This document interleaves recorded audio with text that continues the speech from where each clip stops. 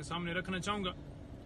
Number 1, आज मुख्तलिफ cases लगे हुए थे मुख्तलिफ कोर्ट्स के अंदर। लॉन्ग मार्च की कप्तान इमरान खान साहब ने कॉल दी थी, पुरअमन था।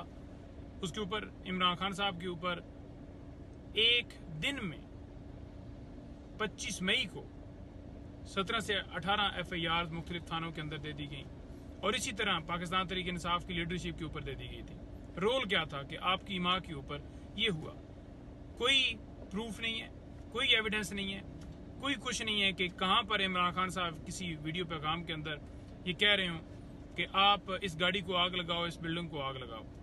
तो वो आज मुकदमात लगे हुए थे, उनमें बरियत की दरख्वास्त जो है वो मैंने दी थी और उसमें अभी जो है कोर्ट में आर्गूमेंट्स मुकम्मल हुए हैं, जिसमें मैंने यही कहा है कि प्रोसिक्यूशन के पास कोई एविडेंस नहीं है। और 195 जो है वो बड़ा क्लियर है कि जब दफ़ा 144 की खिलाफ वर्जी होती है तो 188 किस सूरत में लगता है?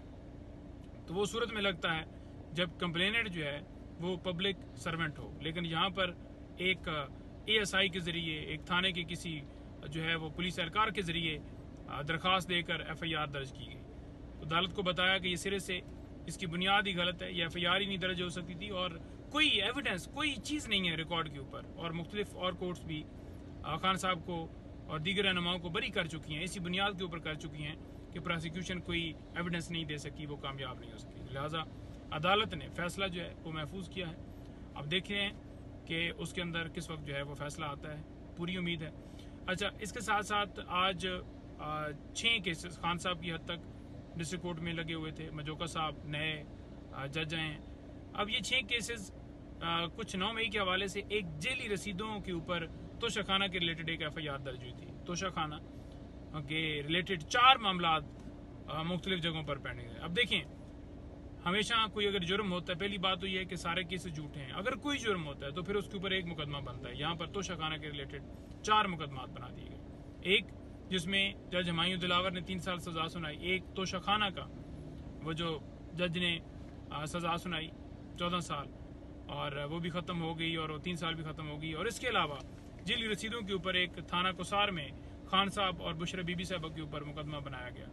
चौथा एक और मुकदमा स्टार्ट कर दिया गया है नैब के अंदर ही जी। अब कुछ और घड़ियां जो हैं, एक नहीं जी 7 घड़ियां हैं, तो वो गलत तरीके से ली गई, रखी गई और फिर उनकी कीमत ठीक नहीं लगवाई गई और इस तरह का मामला उठा दिया गया।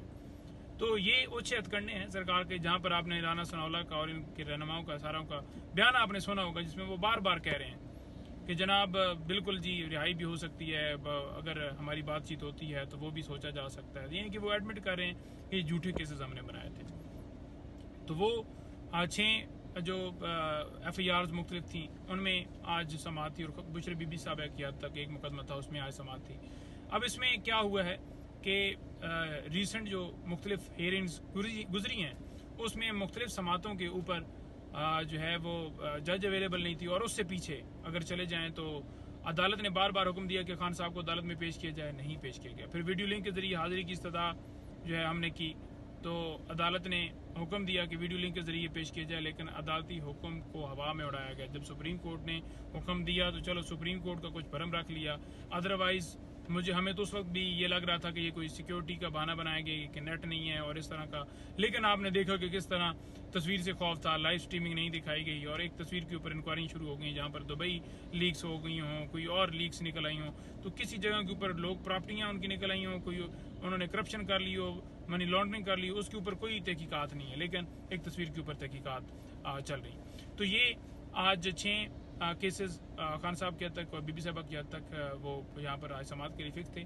तो इसमें डेफिनेटली हमारी तरफ से मजीद जो है वो पुश किया जाएगा कि खान साहब को वीडियो लिंक के जरिए अव्वल तो हम इस्तदा करेंगे कि उन्हें लाया जाए, तो फिर देखते हैं उसके ऊपर आगे क्या सूरत हाल बनती है, वो क्या बहाना बनाते हैं, पेश करते हैं। सिक्योरिटी का काम जो है वो सरकार का काम होता है, लेकिन आपको पता है कि हीले बहाने और सारे यहाँ पर वो अदालतों के अंदर चलाए जाते हैं। तो खान साहब की हद तक आज के मुकदमात की यही अहवाल था।